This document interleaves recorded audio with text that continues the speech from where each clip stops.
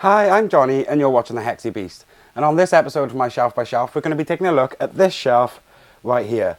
And let's just say it's a bit of a doozy. So let's get on with it.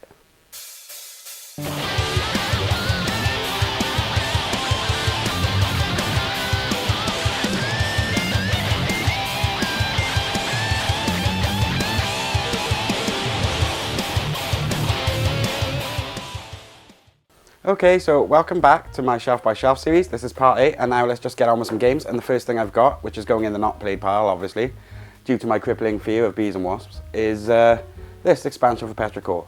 Now, I have played the base game, but I can't bring myself to add this to it because that bee just looks way too furry, and I don't have to look at it on my board. It's probably a great expansion, but I'm just not adding that one. So that's going in the not played pile first.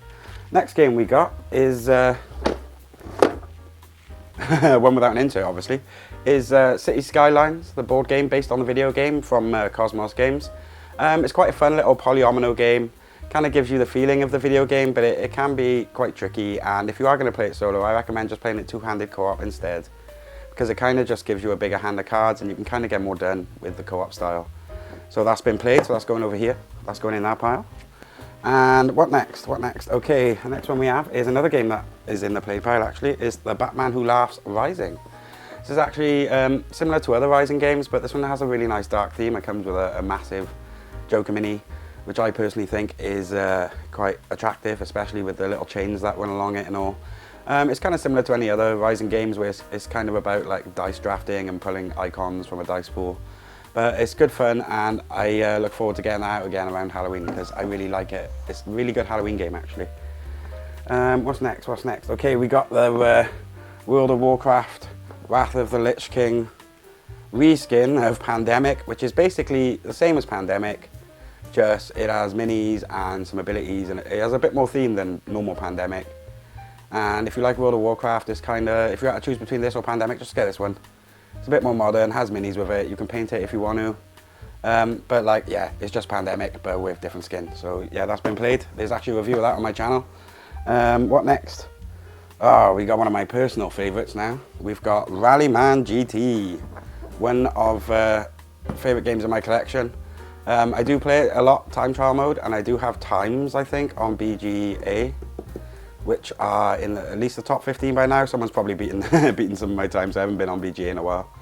But I do play this a lot, and this is one of those games that I can actually get my non-gamer friends to play.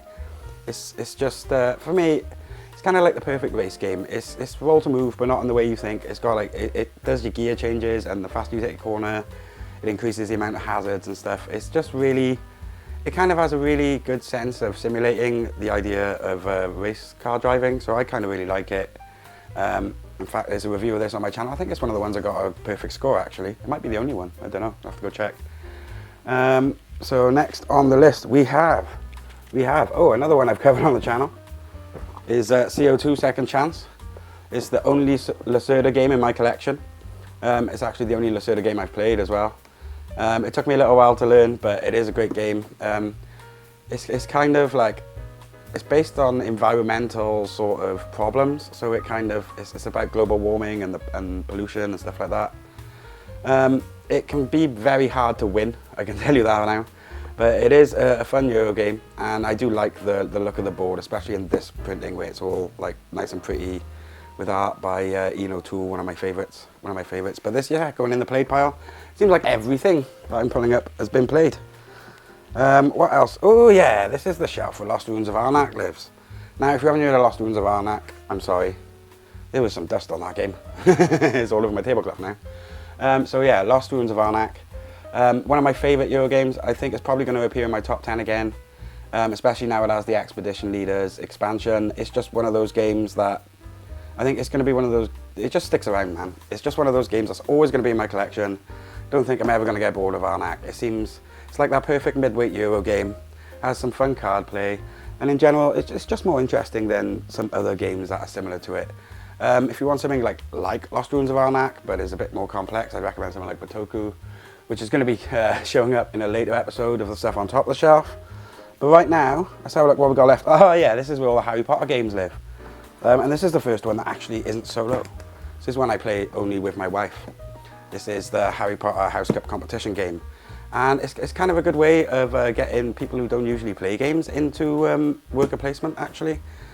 She found it quite easy to play, and she don't often play stuff like that. Usually she'll play card games. This was like the first worker placement game she tried, and she had no trouble with it. Plus she's a big Harry Potter fan, which is another reason why I've got more games that are on this list. Because this is also the shelf where Hogwarts Battle lives. And it lives there with some expansions as well. These haven't been added yet because we're kind of stuck on the last mission of the base game. But we have played this other version of it, the competitive version of the game. And let's just say, yeah, so if I ever want a game with my family, the best way to do it is to do it with a Harry Potter themed game. And as you can see, I've got enough Harry Potter going on for as the kids grow up, and if they do read into the books, we can actually expand into the universe. And it's a really good, interesting deck building game. Has a similar campaign structure to like the dice games, like Cuphead. There's also a Toy Story like themed version of this game. I just think Hogwarts Battle, it was probably one of the main reasons that when I first started, I discovered that my wife would actually play something with me. And so I kind of have fond memories of this, and I think this is going to stick around just so I can play it with her when she's in the mood for a game. Oh no, I just realised the box is broken, but there. That's a shame. Well, anyway, I think that's all the games. So, okay, so that was episode 8 of my Shelf by Shelf. If you've been enjoying the content or just like anything you've been seeing on the channel, please feel free to smash that subscribe button up there and check out another one of my videos by here. Anyway, I've been Johnny, you've been watching the Hexy Beast. Thank you for watching, and most of all, stay hexy everyone.